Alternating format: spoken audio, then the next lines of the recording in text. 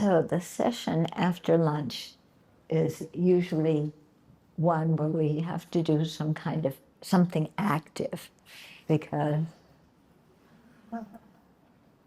otherwise you tend to go to sleep after eating a meal. So since there was incredible, great interest in talking about, starts with an L, second letter is a Y. Can you guess? Oh, intoxicants. Oh, I'm not lying. That's just a little white lie, because I don't want to, push your buttons and make you think that we're going to talk about lying. But we're going to talk about lying, not intoxicants. Although intoxicants lead to lying. Okay, so there was a lot of interest, in the Q&A session about really, thinking about what's going on when we lie, both the big lies and the small lies. So I thought we would have a discussion group about that. Yeah, it's called Bare Your Soul. No. Okay. So the format will be like yesterday.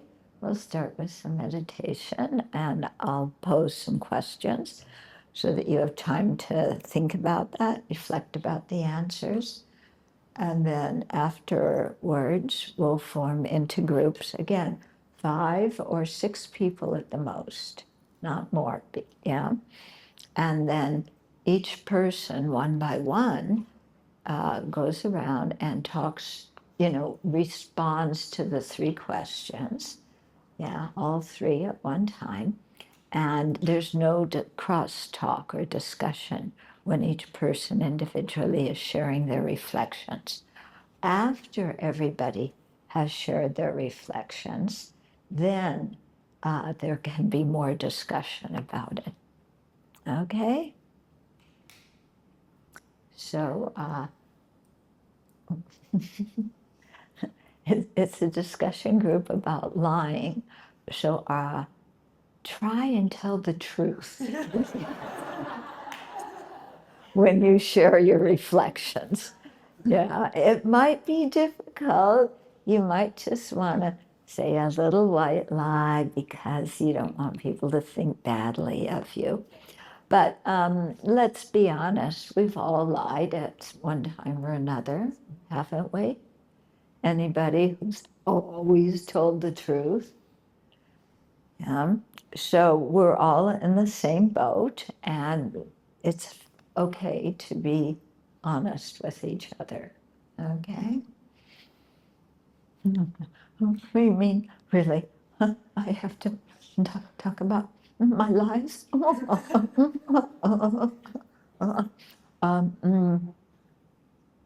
I don't feel well. I'll come back later. Okay, you see, excuses that maybe aren't so true. Okay, so let's start with watching our breath, letting the mind settle down.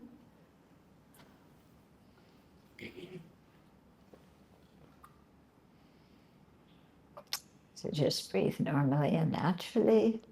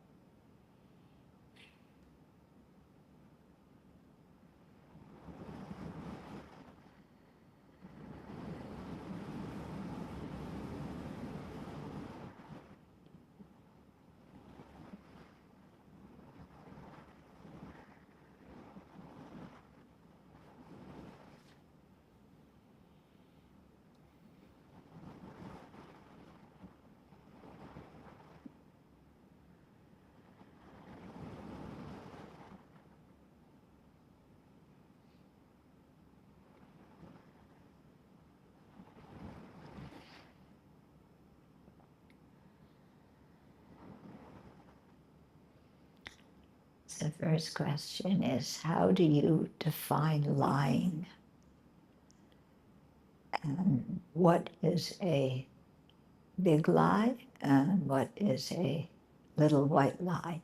How do you differentiate between those?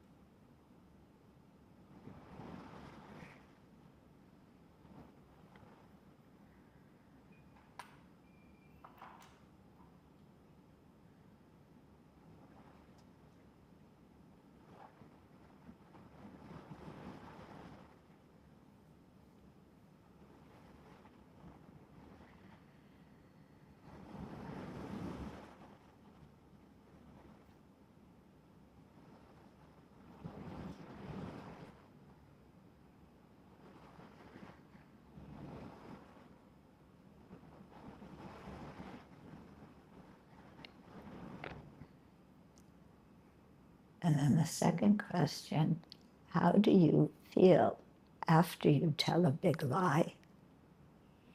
Do you feel content with yourself? Do you feel ill at ease? Are you afraid people will find out?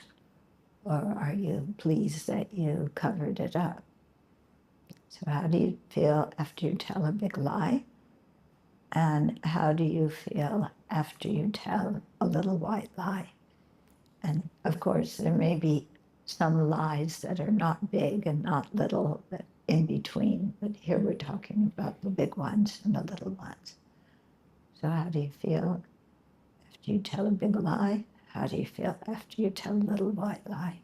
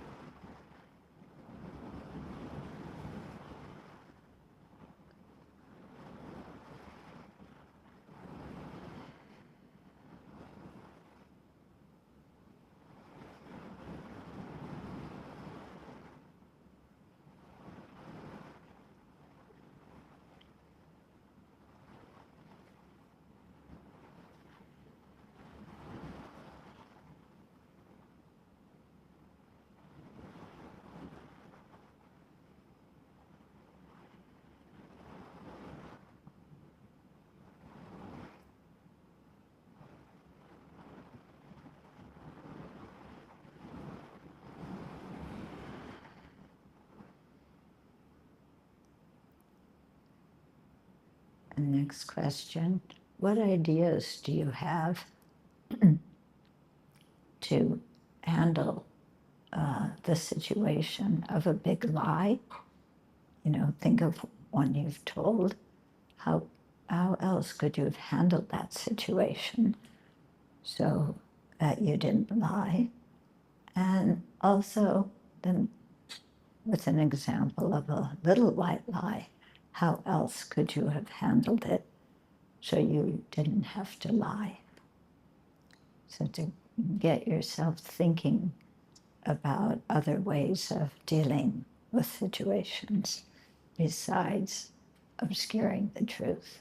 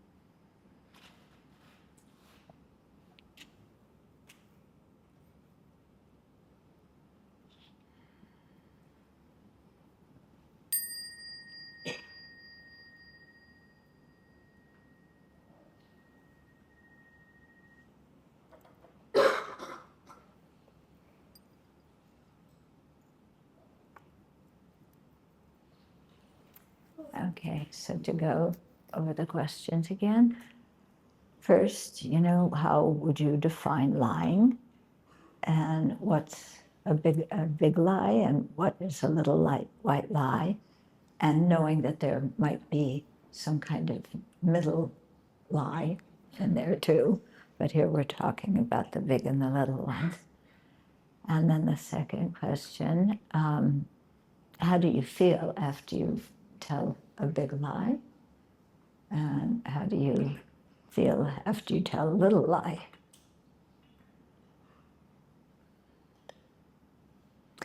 And then the third question is, what ideas do you have for how to handle the situation in which you told a big lie that could be in a different way, so you didn't have to tell a big lie? And how about with little lies? How else could you have handled the situation?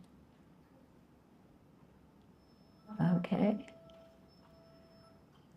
So, yeah, this discussion will bring up things, yeah, that may be difficult to think about, but it's good because that way we can work things out and know, be honest with ourselves and know what we have to purify and then engage in that purification. Okay, so break up into groups of 5 or 6 people.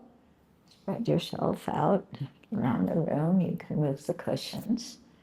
And then, again, don't go to the same group. If you came here with a relative or a very close friend, go to different groups.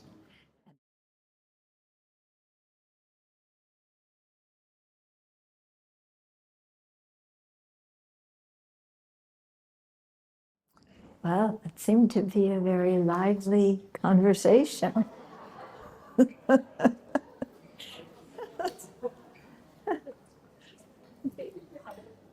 I don't get the feeling that people were keeping things secret, which is what lying wants to do.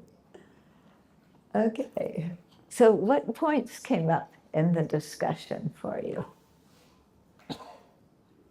What things really, stick out for you?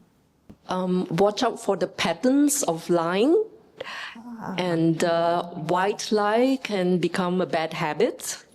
And how do we refrain from doing that? Yeah, that's very true.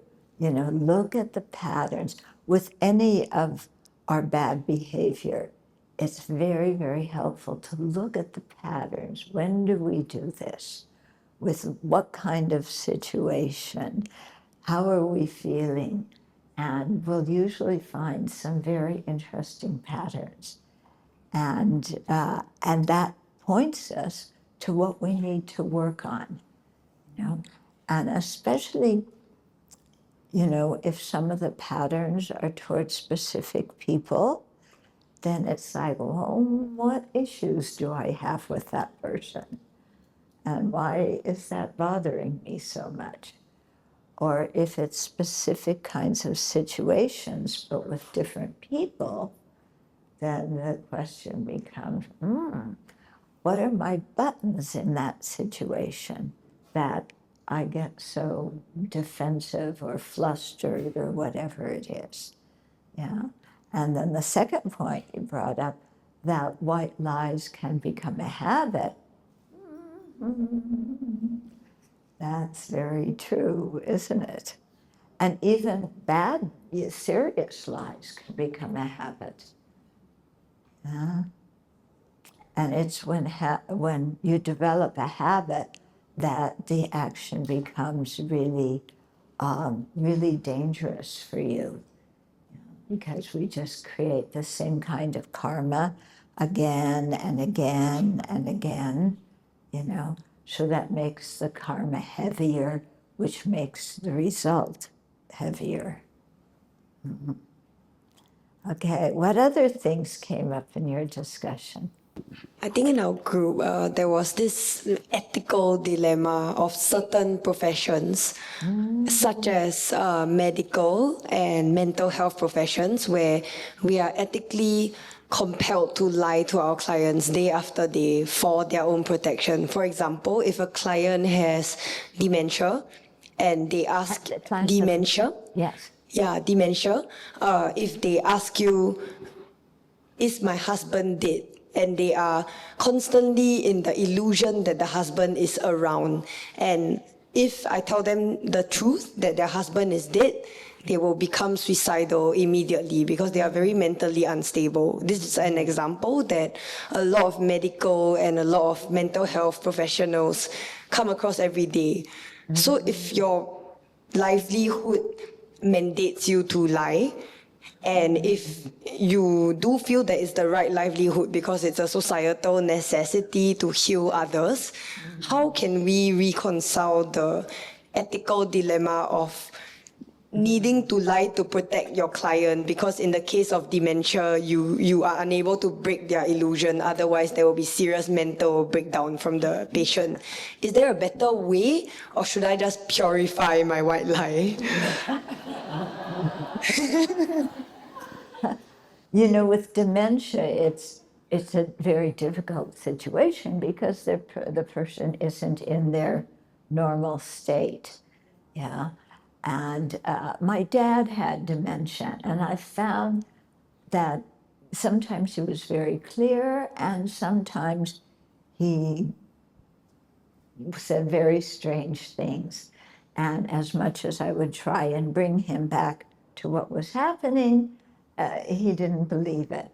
So what I finally did was I went along with his dementia state, you know, and yeah, one time he said, "Oh, how do I get from New York to London?" Well, he lives in California, and he had never spoken about going to London. And as I talked with him about this, I realized that I think he was talking about making a trip, as like when you know that you're going to die soon, you're going to be making a trip. And he wanted to know what to bring with him as he was going from New York to London. So what he was really asking me is, when I die, what do I need to take with me? So I talked to him about loving kindness. I talked to him just about rejoicing in his life. I didn't say pack your pants and pack some shoes, you know. And I didn't say, Dad, you're not going to London. You're too, you know, we're not going to let you go. I just went along with it, but I realized he was talking in images and symbols, yeah. So, yeah, and I also remember when my grandmother was old, and one of her sons had died, and she wanted to know, why doesn't he come and visit me? And they didn't want to tell her that he had died. Yeah, those situations are very, very difficult, especially, you know, if you say the truth, it could really put somebody in physical danger. Yeah. So those were one of those tricky situations. So, you know what? Here are just some random thoughts about it. One is, don't answer the question, but kind of change the subject. Yeah? So, yeah, and this, so like if my grandmother asks, you know, why doesn't Al come and see me? Then they could say, you know, oh, you know, his family is well, and, you know, tell something about him, but without answering that question. Yeah, so that's kind of one way to try and deal with it.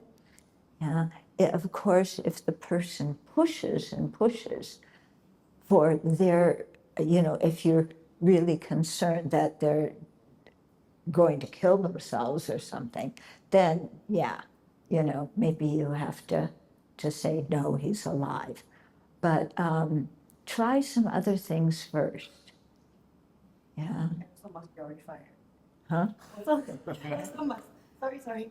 And Go for purification more, right? Because I guess if it's in such a, I don't know, I had this personal dilemma for quite a while, being quite new to the profession, but being in it for quite a while, that I'm very attached to the idea of lying. So I have a lot of weight on my shoulders about all the lies that I have told. Oh. Yeah, which is also unskillful, because I've been worrying. Worrying is not skillful. So I guess in that sense, like, I think based on what all my seniors have been telling me also, like, I think, do you agree that in this sense it is good to not attach yourself too much to the lies that you have told to save other people, and then go and purify yourself more and more to purify the negative karma? Yeah, you definitely need to do purification.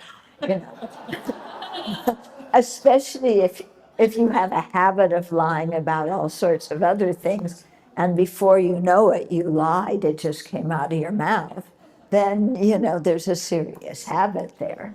Yeah, But like I said, in this kind of situation, see how else you can navigate it.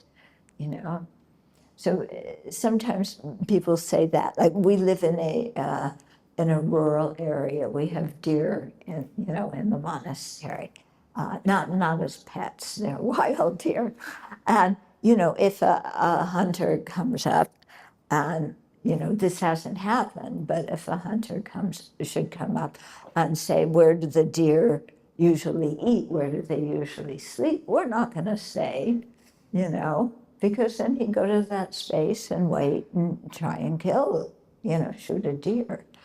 So we would probably say, well, they could be here, they could be there, and which is true. Yeah. And we don't really know exactly all the spots where the deer eat and where they sleep. So it's not, well, they could be here. We have a really big property. We can't really say where the deer are, And anyway, we tell people if they come and they want to hunt, we say we don't allow hunting on our property. So we would just say that. And, we don't allow hunting on the property. I have a question here regarding half-truth. How should we look at that? Because I think what you mentioned just now with the deer, that itself to me, it could be a half-truth, right? You're not revealing the whole situation, but it's for a good cause, I would say. Mm-hmm. So since half-truth to me is somewhat ambiguous, so how then can we really recognize whether the half-truth that you're telling, whether or not we should even be doing that? Yeah. Well, that's an individual thing according to the situation. Like on the example with the deer, actually, the first thing that we should say is we don't allow hunting on the property, which we don't. And, and just stop it right there. Yeah, that would be the best. Mm-hmm. In terms of, when somebody asks you a question, you don't need to give the whole long story. Okay? People sometimes ask me, my friends don't know I'm going to Buddhist teaching. My friends know, but my family doesn't know that I go to Buddhist teachings, and they may be upset. I don't know. And, so when they ask me, where did you go? Do I say, I went to the Dharma Center and they taught this and they taught this and they taught this. I go there every week and it's a really good teacher and blah, blah, blah. Okay. No, you don't have to say that. But I told them, well, if you come to the Dharma Center and you have friends there, then you can just say, I was out with my friends. Yeah, you were out with your friends, that's true. You don't need to give the whole, every detail. Yes, I took this MRT and got off at this thing and walked how many steps. Yeah, okay. You can say, I'm out with my friends, and leave it like that. Yeah, because you're doing something virtuous. Yeah, but there's many tough situations like that, okay? So you try and be as truthful as you possibly can. What we really have to focus on are the big lies, you know, and so often, as I mentioned before, a big lie is preceded by doing something that we know we shouldn't have done, but we did it, and we may have enjoyed it, we may not have enjoyed it, doesn't matter, but we don't want anybody else to know, because then they might not think very well of us. So there, you know, if you have that kind of situation, you know, if you lied, then the thing you have to look at, you made up some fancy story, yeah, and that has nothing to do with the truth. But in that situation, if you lied, you have to look at not only why did I lie, but the major thing is, why did I do that other action to start with that I don't feel good about doing? Yeah, because if I hadn't done that, then I wouldn't have to lie to cover it up. Yeah, so there, you know, if you're trying to understand how your own mind works, don't start out focusing on the lie. Start out with, well, why did I do that in the first place? What was my motivation? What was I looking for? You know, and to be honest, and then you have to purify that. And then, well, why did I lie? And it's often, well, I didn't want to hurt somebody else's feelings, da da da da da da. Yeah, but you realize, well, if I didn't do that to start with, I wouldn't be in this situation now. So, you know, you purify the lying, but the real thing to purify is the thing we did beforehand that we know we shouldn't have done. Yeah, that we don't feel good about having done.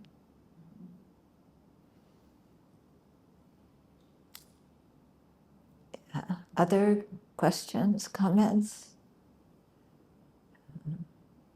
But I must say, if you're ever called in a court of law and, you know, you say that you're going to tell the truth, you need to tell the truth. Yeah. Yeah, you need to, you know, even if it may be about one of your friends who you love dearly, but who did something really negative, and you're getting called in, you have to in that situation, you know.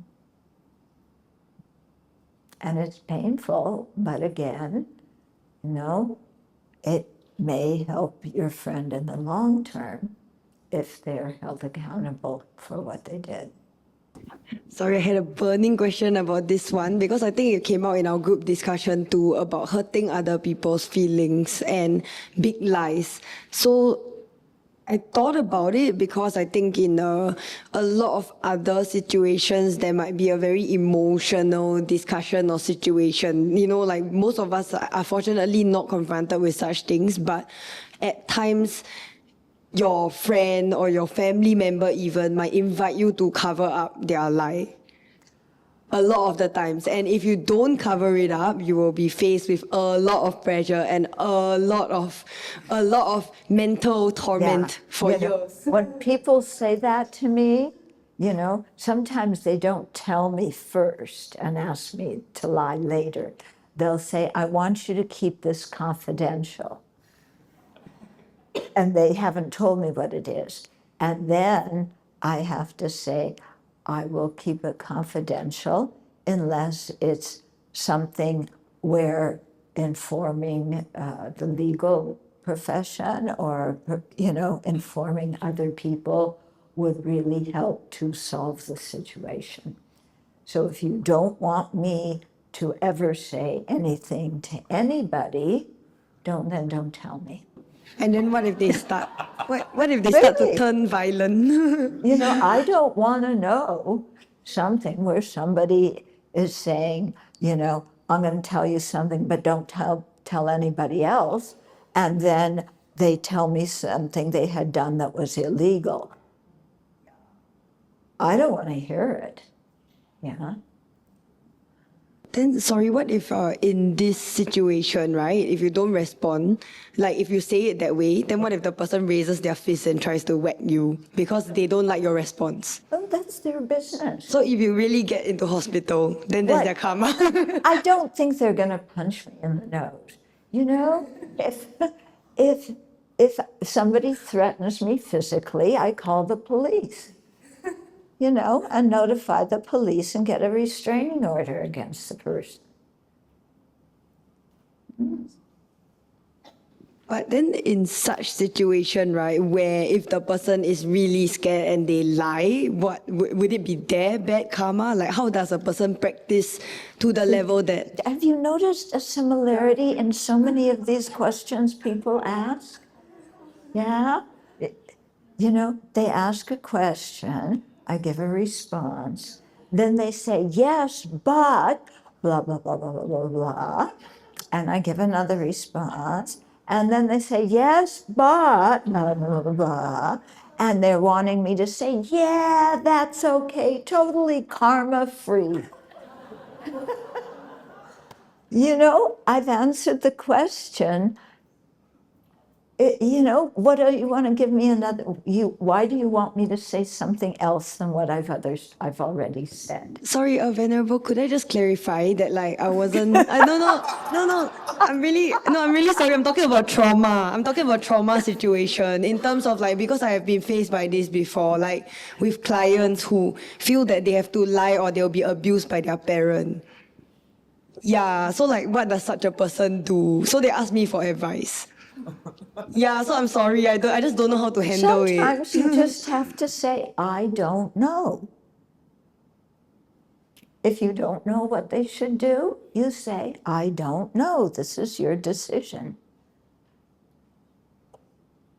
You don't feel, if somebody asks you for advice and you don't feel you have good advice for them, then you just have to be honest, and I have no idea.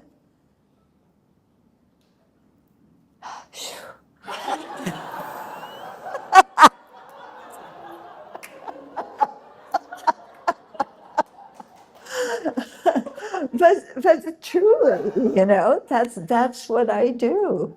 Yeah. Okay. Somebody else have another question that does not start out with what should I do?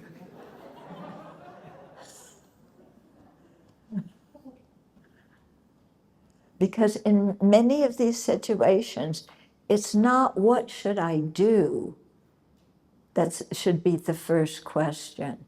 It should be what is going on inside me? What is my motivation? And then when you're clear about your own motivation, then you can answer the question in one way or another. But we always go in difficult situations to what do I do? Yeah, but so often we need to just step back and say, you know, I don't know. And let me think about it. And if you have some ideas, then you can share some ideas like, well, you could do this, you could do this, you could do that. But first you have to get the other person to look at what their motivation is. Or if they're afraid to do something, why are you afraid of that? Yeah, because sometimes people are afraid of all sorts of things where there's really nothing to be afraid of. You know, so they're building up some big story and I have to lie because this person is going to come after me with a knife and stab me because I didn't give them advice about how to lie to their mother. How often does that happen?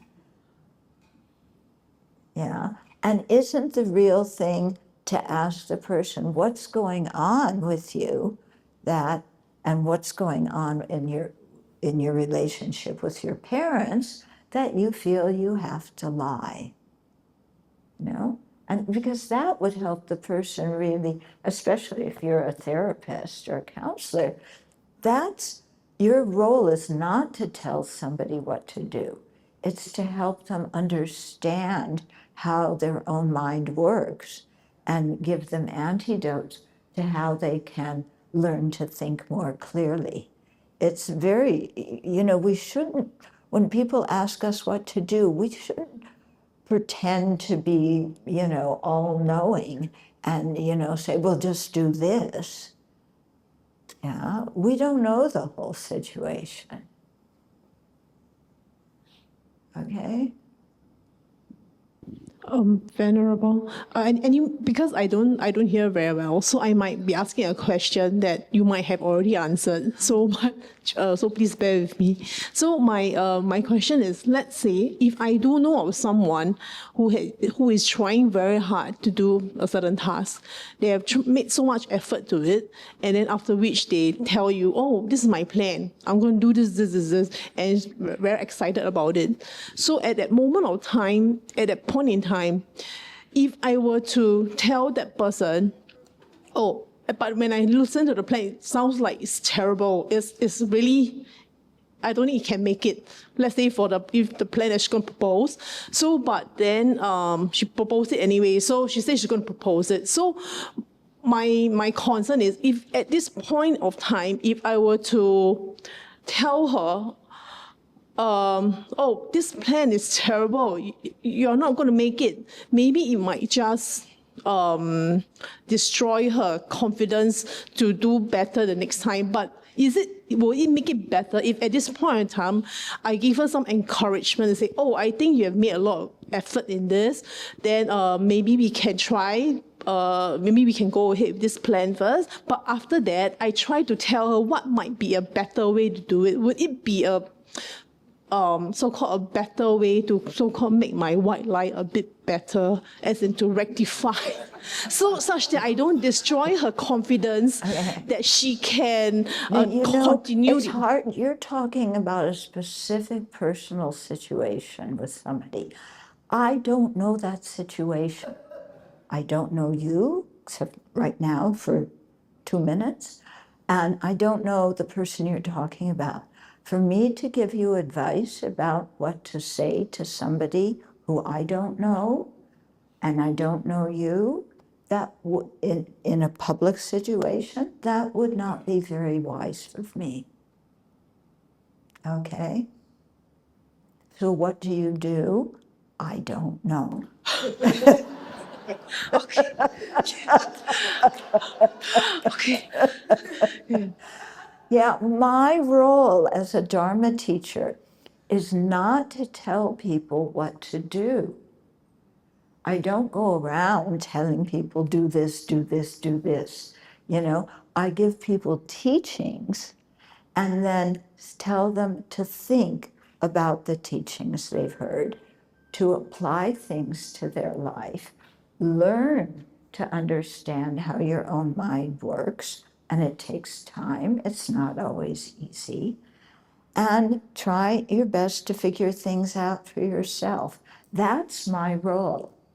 My role is not to tell people what to do in their lives. Okay? So that applies to any and all Dharma teachers. Okay? Now, you should not lie.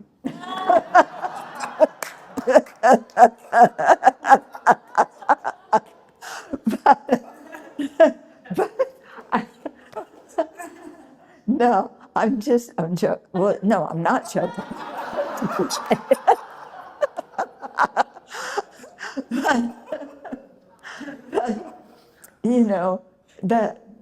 Yeah, I have no ability to know what's best for everybody.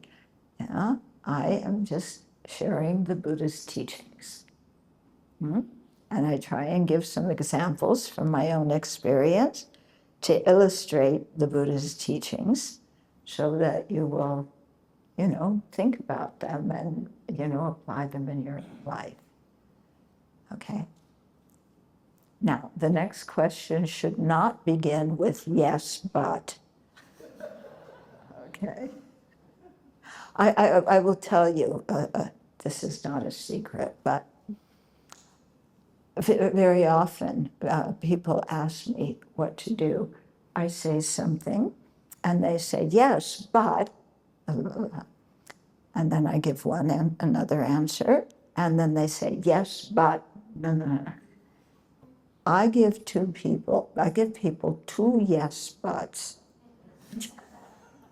And then I say, you're an intelligent person. How do you think you should solve this situation? Okay? Because if somebody says yes, but they're not listening at all. Yeah? And the real way to help people is to help them reflect on their own situation. And then you may have to discuss it with other people. Have you ever had this situation? Like if you're a mental health professional or dealing with, the elderly, and you talk with colleagues about, have you ever had this kind of situation? I'm new in the field. How do you think to deal with it? And get some suggestions. Yeah. But we have to learn to think on our own. Because if we don't, then we're just like going this way and that way, and whatever somebody else tells us we should do, we do that. And then we just wind up being a mess. You get what I mean? Okay. Hi, Venerable.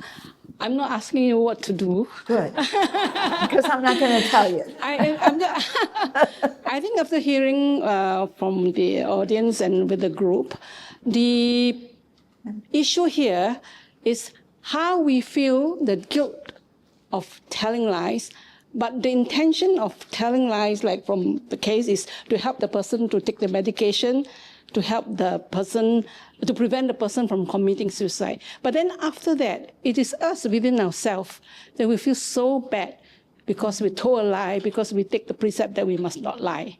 And that's my situation. I just lied to somebody just a few days ago for good reasons, because I want to protect myself, and also I do not to incur further issues for that person. So I'm now in a way, not turmoil, but very uncomfortable. I'm very uncomfortable because I told a lie. You feel uncomfortable because you think you were in a situation where in order to protect somebody else, you had to lie. Okay. So this came up in the morning, to really step back, acknowledge I don't feel comfortable having lied, and then think, what else could I have said in that situation? And also to really check, is it that I'm really afraid of hurting somebody's feelings? Or is it that I'm afraid of how they might react towards me if I told them the truth? Yeah? Because sometimes, yes, we know that person's going to get very upset, but our mind isn't, so concerned with just them having the pain of being upset, but what they're going to say to us if we tell the truth. Yeah, so that's something to really look at and check. And I have to admit, there's many situations in which there's no clean, clear, good answer. And that's it. And we have to live with ambiguity.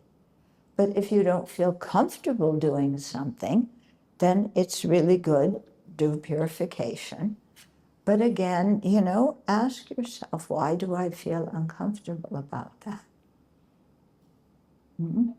And sometimes, you just have to sit with the discomfort. I had a situation once in which I lied to somebody and I don't feel good about it. And I feel it was to protect that person. But I still, this happened years and years and years ago, I still wish that I didn't have to lie. And I've done a lot of purification about it.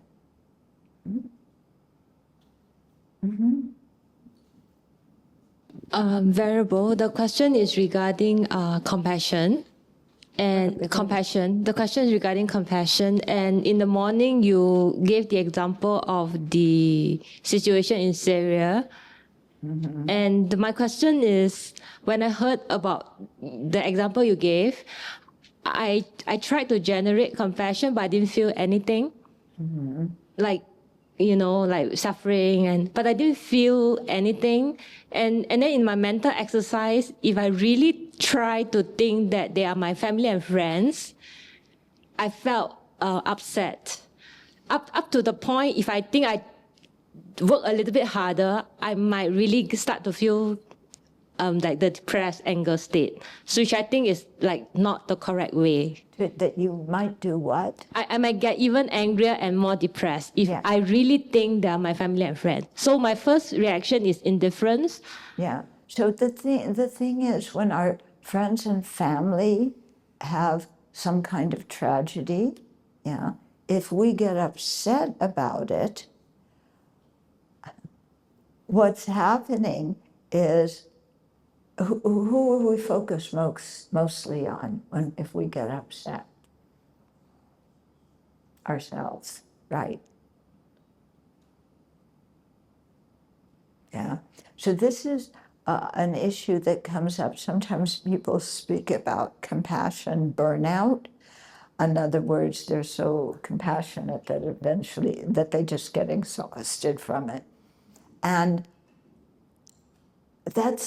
it's not really compassion. If somebody I care about, let's say, has a horrible car accident, if I'm upset, like, oh dear, my friend is, blah, blah, blah, blah, blah, blah, blah, my attention is on myself. I'm not thinking about their suffering. Compassion is when we're focused on the other person. Okay? So I'm upset because there's somebody who's important in my life, so my life is being threatened by them being in the car accident, how I live. So we have to switch it at that point. It's not, the issue is not how their being in an accident is going to affect me. The issue is their suffering right now. Venerable, can I ask you something on guru devotion? Sure. Yeah. So there's this word that has always been used, like the taste of some. I meet very good people. They're able to keep to their promises in day-to-day life. Yet sometimes they break the guru devotion because of other work commitment. So they always mention that they lack this taste that drives them. So can you talk a bit about this taste of forming that strong bond in guru devotion? Yeah, but it's correct. So it's like to the work, they have a strong bond to the work that they need to deliver. Yeah. But then they don't seem to be able to find that strong bond with their guru. If they cannot find that strong bond with their guru devotion practice, what can they do to strengthen that guru devotion practice? Okay. Yeah. Okay. First of all, the translation guru devotion is not a good translation. Okay? Because already those words present a mistaken idea. The exact translation of Lama Tenpa means to rely on a spiritual master. The word is rely on someone. Yeah? When we think, I don't know about you, but when I hear guru devotion, I think of oh, there's the guru. Oh, I'm so devoted. I'll do anything. Yeah, you want me to kill somebody? I'll do it. You know? This kind of, yeah, this extreme, like, Ali, Ali, salami, you know, I bow down to you. I'm so emotional. Oh, I'm so devoted. I love you forever. No, that's not what we're getting at. It's we are a spiritual aspirant. Yeah. We know we're confused. Here's somebody who knows the Buddha's teachings better than we do. Yeah. Who has practiced them. Yeah. We trust that they know the teachings, that they practice them. And we've seen that in their behavior. They keep good ethical conduct, you know, and so on. And so we want to rely on such a person. And so we rely on them. It isn't that you have to cultivate this heartfelt bond with the guru. You know, I'm being dramatic because I meet people, yeah, that are just like, oh, the guru, he's a Buddha, he's a Buddha. Oh, the Dalai Lama looked at me. I have such a big blessing. He looked at me. I got chills all over. I know he's realized emptiness. He has such compassion. Yeah. They get very dramatic, very emotional. So, I'm going to tell you another personal story. Okay, so I came along to Buddhism, and there was a certain group of, you know, kind of hippies that we were all, you know, in that same cohort. And, you know, and our teacher taught guru devotion, guru devotion, guru devotion. And so we all felt, oh, we have to have what you're talking about, this, whatever. So I always had a problem with that because I like to get to know somebody and I want to, you know, devotion is a weird word to me. Devotion means you stop thinking for yourself and you just do what somebody else tells you to do. Okay? I wasn't raised that way. And, you know, I'm a person who I need to understand before I believe. Yeah. I need to know somebody before I will, you know, will trust their word and their knowledge in something. I don't look at degrees and, you know, what they have on their wall. It's yes, I look at it, but, you know, I need some personal experience. So some of the people in the same cohort I was in just had this, you know, incredible love for our teacher with, he's a Buddha, I know he's a Buddha. I know he's a Buddha, you know, and like, and I just couldn't relate to it. And I thought, you know, something, I don't have a very good attitude. I should be like those people. They just believe. And I should just believe because I'm being told I should just believe that the guru is Buddha and there's no way for me to know because I'm ignorant and I can't judge people's level of realization accurately. So I should just believe that every guru is a Buddha. And I couldn't do it. So what's wrong with me? What's wrong with me? You know, but I always I got to know my teachers. When I had Dharma questions, I would go and ask them my Dharma questions. I tried not to ask personal questions too much because we were from totally different cultures. And, it wouldn't be fair to ask somebody from one culture how I should handle things in a different culture. So I felt like, maybe I'm not a very good student. Well, fast forward, 20, 30 years, many of those people who were so devoted are no longer around. Yeah. Some of them were Sangha, they disrobed or whatever happened. But I'm still here. So I realized, oh, maybe I wasn't doing things wrong. Yeah. And then I investigated some more, and I found out that other teachers taught that topic of relying on a spiritual mentor in a very, very different way than I had first heard it. Some teachers teach it at they're Buddha, just believe, do anything they say.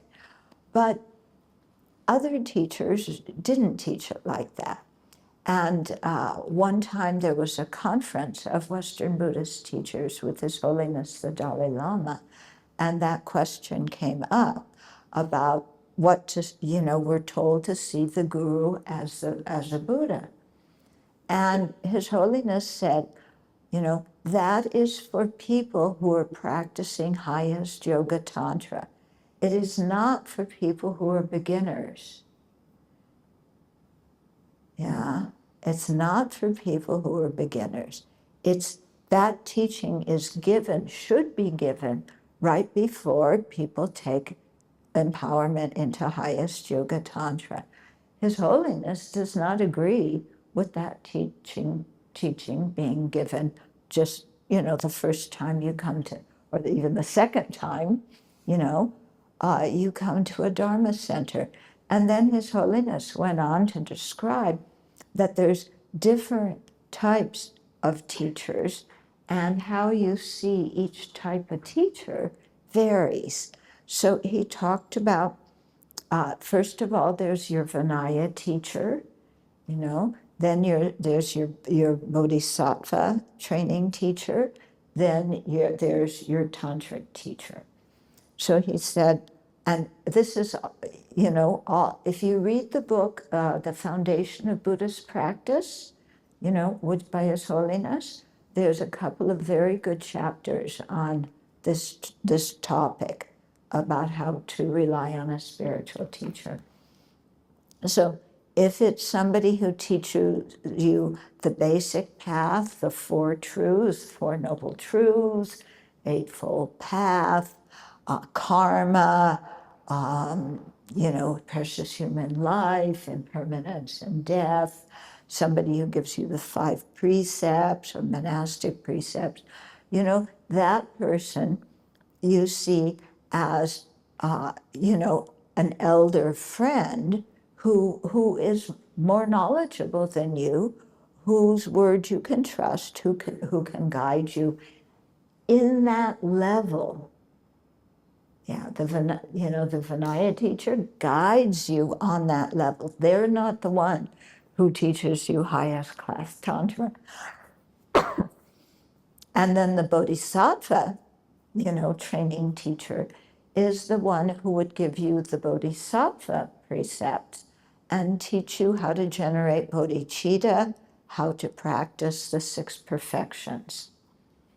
Then the Tantric teacher, and especially highest class, highest yoga tantra, they're the ones who would give you tantric empowerment or explanation. And as part of cultivating the tantric view, you try and see your environment as a pure land and everybody in it as an enlightened being. And so His Holiness said, if you were seeing everybody around you as an enlightened being, then of course you would see your guru as an enlightened being too. Okay?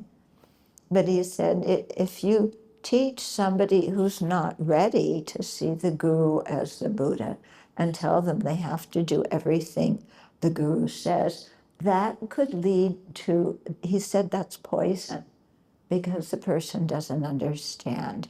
And it can lead to many difficulties if you have a teacher who is not so scrupulous and not so truthful, you know. So he said it's really important that you check the qualities of teachers before you form the guru-disciple bond with them. You know, really look at how they live their life, you know, look at their other disciples, how the disciples act, because if you hang out with that group, you'll become like them. Check if they have a good relationship with their own teacher, if they've done a lot of study of the scriptures, if they have meditation ability, if they have some correct understanding of emptiness. You know, check what their motivation is for teaching. Do they really like having a group of people around them who praise them and who give them a lot of offerings? Or are they somebody who's sincerely interested in the spiritual development of their students? So, you know, we really have to check things out. And as we check things out, yeah, if you see, wow, this teacher really has a lot of good qualities, and when they teach something, I think about it and it makes sense, then you are slowly developing your confidence and trust in that person. And that confidence and trust is something secure, yeah, the kind that is, you know, oh, they're a Buddha. You know, the next time they meet somebody else, they're going to think that one's the Buddha and dump the first teacher and go after the next one. Okay? So that's one point. Second point, don't compare yourself to other people, because everybody is a different person, and we all have different things we need to look at and examine and feel comfortable about. So it's not very wise to compare ourselves to other practitioners. Does that make some sense to you? Okay. Thank you, Venerable.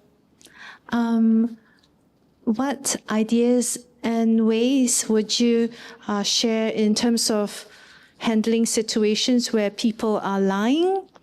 And maybe also how would we share, or what, how does one show compassion to people who are lying?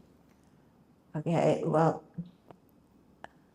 again, are you thinking of a specific situation? Not really, no. I'm just listening to a lot of the lying situations and how we have to, you know, look into ourselves. Yeah. But also when we are facing, you know, an environment where I notice that causes lying. Yeah. So it's more about... It's quite difficult to be around people who lie. Yeah. Especially if they're family. It's very difficult.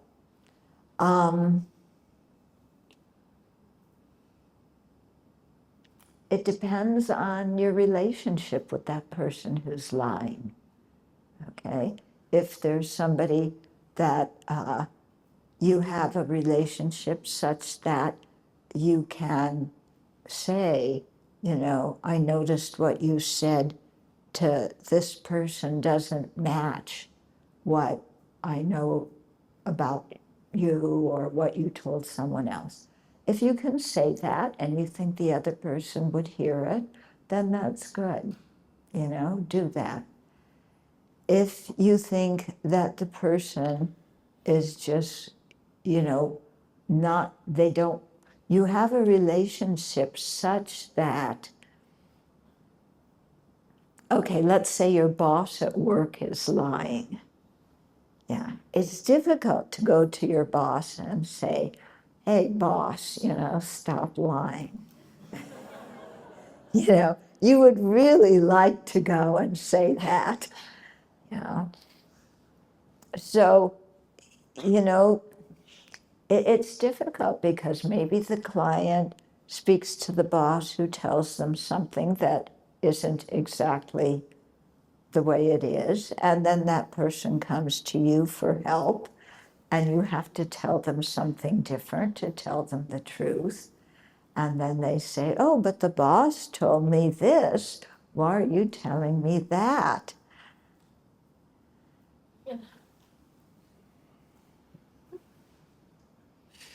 I don't know.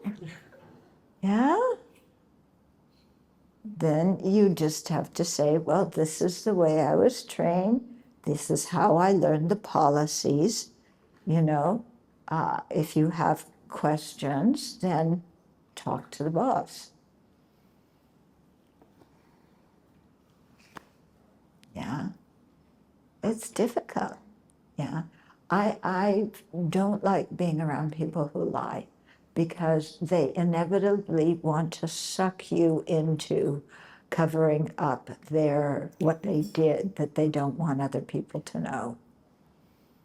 Yeah, so as much as possible, I avoid those kind of situations because I do not want to get involved in anybody else's lies. Do you show them compassion in that manner? Oh, you can have, inside you have compassion because they're so confused that they think that, lying is going to bring them more profit at work, or lying, will bring them some more worldly fame, or lying will, do something against their enemy. You can have compassion for them for being so confused that they're creating negative karma for a very self-centered worldly aspiration. Yeah, so you have compassion for that. You do not say, oh, poor you, yeah, I'll get involved in your lying, and no.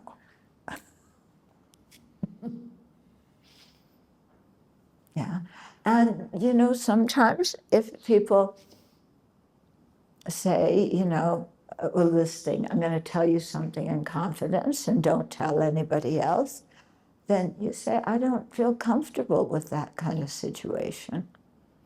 Or maybe somebody told you something and then afterwards they say, don't tell anybody else. Then you have to say, I don't feel comfortable with that. If you did something illegal, yeah, I'm not going to run down to the police and tell them this afternoon, but if I'm questioned, I have to tell the truth. Yeah. Life is not so clear-cut, is it? Yeah. We really want situations to be very clear-cut. This is virtuous, draw a line. This is non-virtuous, draw a line. But situations have so many causes, so many conditions, and we don't know all those causes and conditions. First of all, some of the causes and conditions are karmic that happened in previous lives. We don't know that. Second of all, some causes and conditions are things that are going on in this life that are very, very complex situations between people. And we don't even know all of that. Yeah. So to think that we should be able to make, sometimes clean, clear decisions, or ask somebody else who's sitting in the front of the room to make a clean, clear decision for you so that you don't have to be responsible for your own actions. Don't do that. Okay? And just realize, I mean, life is complex. And sometimes, you know, I know from my own experience, sometimes just understanding my own emotions, what, you know, my own motivation, sometimes my mind is a mess. I can't really see it clearly. What is the issue for me? What is my motivation? And sometimes it takes years, and then I'll be meditating at a later time, and something will click, and it's like, oh, that's why I did that action. That was really what my motivation was. You know, I've been feeling uncomfortable about that for a long time. I couldn't understand why. Now I understand why. And then that's good. You've learned something. Your mind has become clearer. You're able to see what you need to purify in a clearer way. You don't beat yourself up because you created a negativity. You do the purification process and make amends. Yeah, beating ourselves up. Oh, I'm so bad. I'm so bad. Nobody loves me. Oh, how could I have done that? Okay. You know, all that is just personal drama. Okay. And like I said yesterday, guilt is not a virtuous mental factor. Guilt does not help you purify. Regret, because you see something clearly, helps you to purify. Yeah, but not guilt. Okay, it's 4:02. Finally.